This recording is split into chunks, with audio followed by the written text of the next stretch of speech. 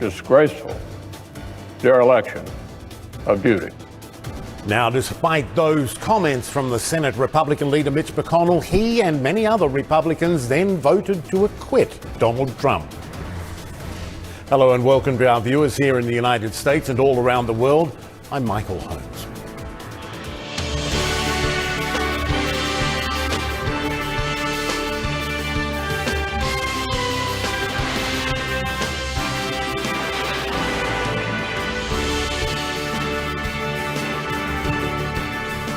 Welcome, everyone. Thanks for your company. Donald Trump may have been acquitted of inciting the violence at the U.S. Capitol last month, but the political fallout from the former U.S. president's second impeachment trial will likely be long-lasting. That's especially true for the Republican Party, after 7 GOP senators broke away Saturday to vote with Democrats to convict. One of those senators, Bill Cassidy of Louisiana, has already been censured by his state's Republican Party.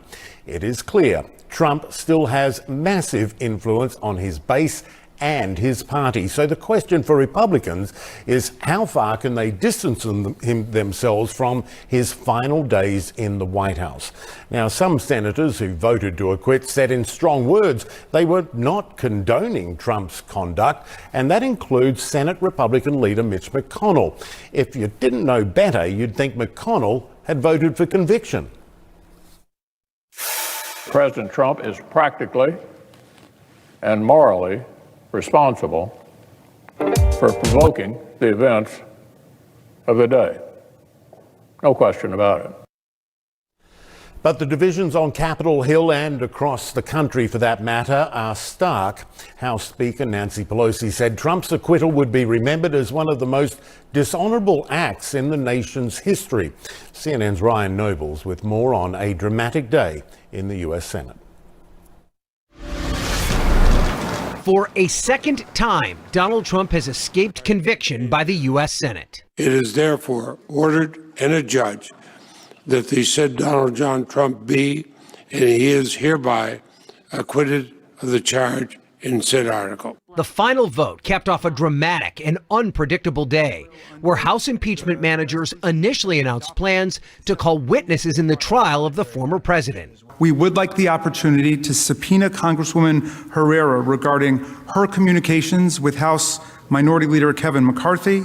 Calling witnesses would have most likely sent the trial in a dramatically different direction, leading to a much longer affair. After hours of negotiations, the two sides agreed to submit into the record a statement from Republican Congresswoman Jaime Herrera Beutler, which detailed a phone call from Trump to House Minority Leader Kevin McCarthy on January 6th, where Trump told McCarthy the rioters cared more about election fraud than McCarthy. Impeachment managers decided to call her as a witness following a CNN report on the call Friday. The point is that no number of witnesses demonstrating that Donald Trump continued to incite the insurrectionists even after the invasion of the Capitol would convince them. They wouldn't be convinced. With witnesses off the table, the two sides presented their closing arguments. The prosecution arguing that the evidence made it clear the riot was incited by the former president. He named the date, he named the time, and he brought them here, and now he must pay the price. And the Trump defense, warning the constitutional questions of convicting a former president were impossible to ignore. This has been perhaps the most unfair and flagrantly unconstitutional proceeding in the history of the United States Senate. When the votes were cast, 7 Republicans joined Democrats and voted to convict Trump, but fell short of the 2/3 majority necessary. Richard Burr of North Carolina and Bill Cassidy of Louisiana voted to convict. Despite earlier voting, the trial was unconstitutional. After it was all over, Senate Minority Leader Mitch McConnell, who voted to acquit, hammered Trump's actions, saying he was responsible for the riot and even suggested he could be tried in a criminal court. Didn't get away with anything yet. We have a criminal justice system in this country. We have civil litigation. And former presidents are not immune from being accountable by either one. But Majority Leader Chuck Schumer argued the Republicans were using the constitutional argument as a cop-out. In his mind, the evidence was more than enough to convict. Look at what Republicans have chosen to forgive. The former president tried to overturn the results of a legitimate election and provoked an assault on our own government. And while there's no doubt that Democrats are not happy with the outcome of this impeachment trial, there are many that are happy to see it in the rear view mirror, and they are ready to get focused on some of the big agenda items for the new Biden administration. The first thing up, that big COVID relief package that's currently making its way through the Congress. Ryan Nobles, CNN on Capitol Hill. And so, what's next for the former president? Well, despite the Senate acquittal, some people, apparently even Trump himself, fear there might be more legal battles ahead. CNN's Boris Sanchez reports from West Palm Beach in Florida. Donald Trump's legal team expressing relief over the acquittal of the former president. Those sources indicate that the legal team was surprised that 7 Republican senators voted to convict Trump. That number much higher than what they expected. Notably, we are hearing from sources close to the former president who say that he is now concerned about potentially facing criminal charges.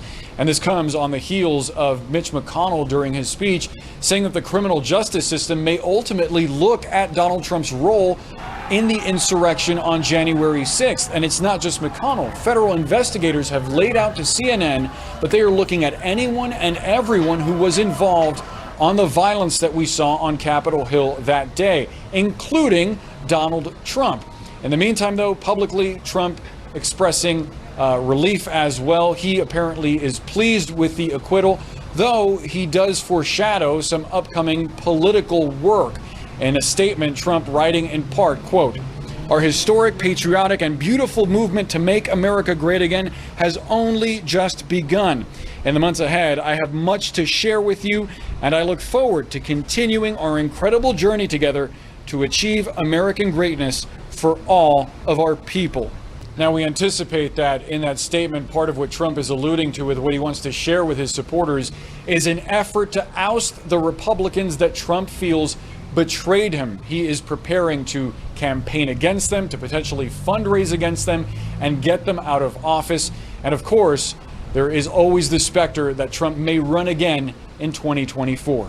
Boris Sanchez, CNN in West Palm Beach, Florida.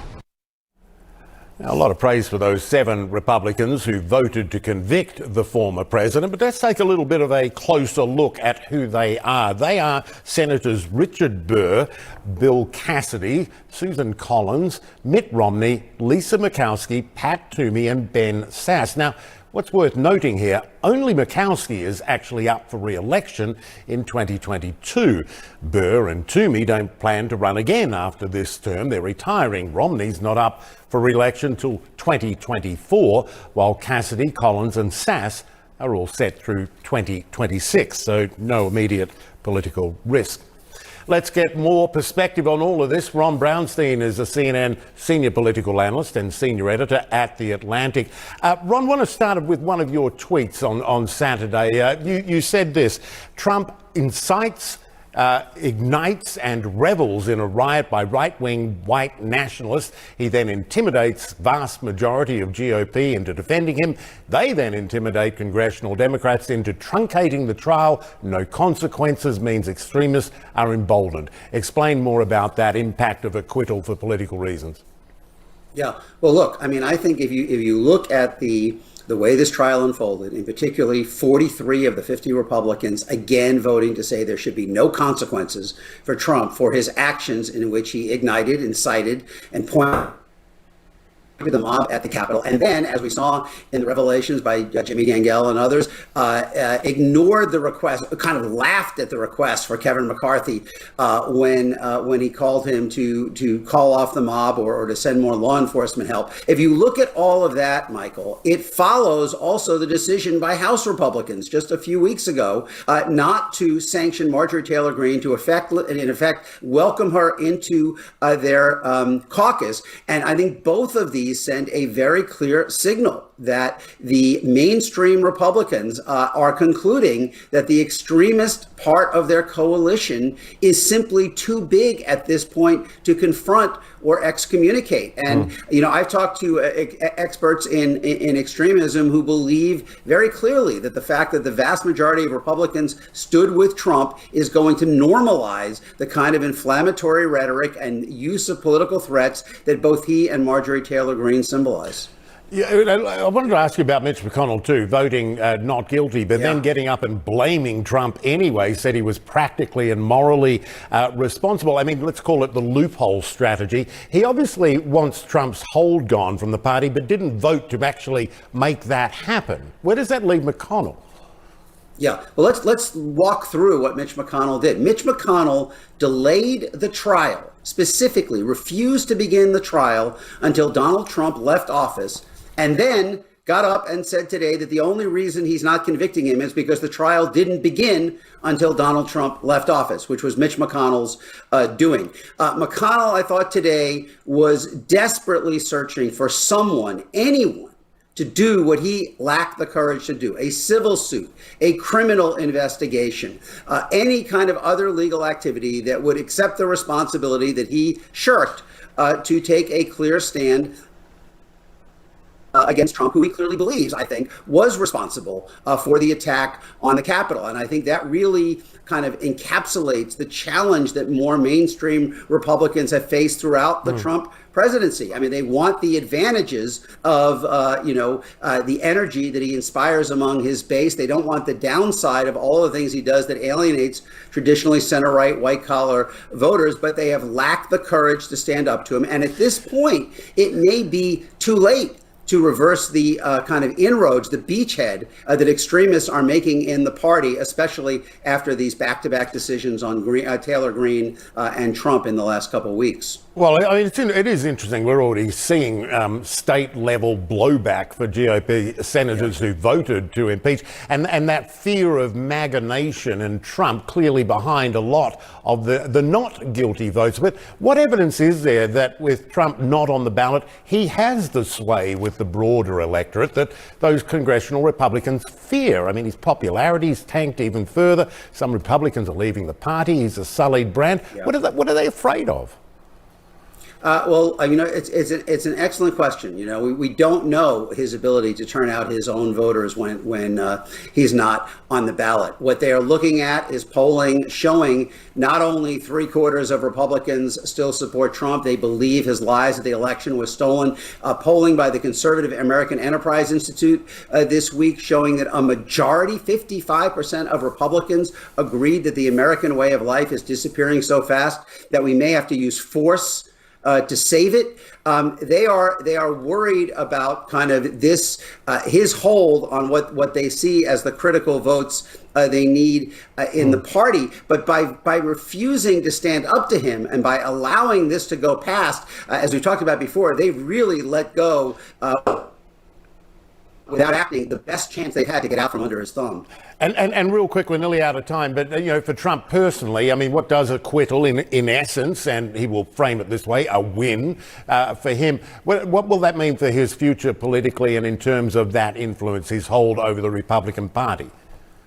Yeah, I think they have voted in a way that maximizes his leverage in the party. I mean, from November on, they allowed him to spread this lie among the party base that the only reason he's not taking the oath of office is not because he lost, is not because he led the party in a direction that could not command a national majority. It's because it was stolen, and that does increase Trump's leverage. And of course, what we are seeing is in state after state, from Georgia to Arizona to Pennsylvania and Michigan, state level Republicans are using his lies about the election to justify an entire new wave of voter suppression measures. So in many ways, we are seeing the party pick up and run with the falsehood. It's hard to then turn around and blame him for advancing it when you're using it to justify a new round of attempts to make it harder to vote following 2020, particularly for minority voters.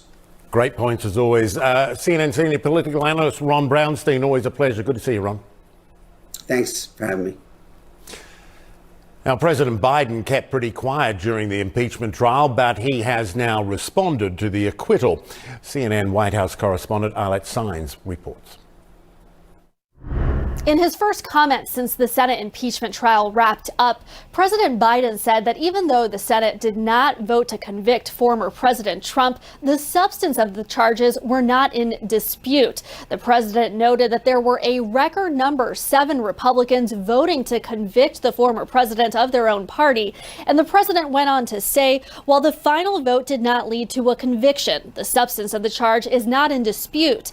Even those opposed to the conviction, like Senate Minority Leader McConnell, believe Donald Trump was guilty of a disgraceful dereliction of duty and practically and morally responsible for provoking the violence unleashed on the Capitol. The president went on to talk about that insurrection on January 6th, saying, "This sad chapter in our history has reminded us that democracy is fragile, that it must always be defended, that we must ever be vigilant, that violence and extremism has no place in America, and that each of us has a duty and responsibility as Americans and especially as leaders to defend the truth and to defeat the lies. That is how we end this uncivil war and heal the very soul of our nation." He added, "That is the task ahead, and it's a task we must undertake together as the United States of America." Now, throughout this Senate impeachment trial, the president has been very careful in how he's commented. He has never directly weighed in on whether he believed the Senate needed to convict former President Trump, but he did say that the Senate impeachment trial was critical to proceed after the House had voted for that impeachment. The president had also indicated he was anxious to see how Republicans would vote on this and suggested that he thought that some minds may be swayed, but that by that video that had been showed by the impeachment managers. Now that the Senate impeachment trial is behind them, the Biden White House is laser focused on the tasks ahead, one of those being getting his COVID relief package passed, as well as getting his nominees confirmed in the Senate, as they are trying to look to the work of the Biden agenda now that this trial is over. Arlette Saenz, CNN, the White House. We can take a quick break here on the program. Donald Trump's second Senate trial is over, but does that mean he's in the clear, legally speaking? Some legal minds say perhaps not. The cases Trump could still be facing down the road. Also still to come, will 7 prove to be an unlucky number for Republicans after more party members voted against Trump than expected? Full analysis coming up.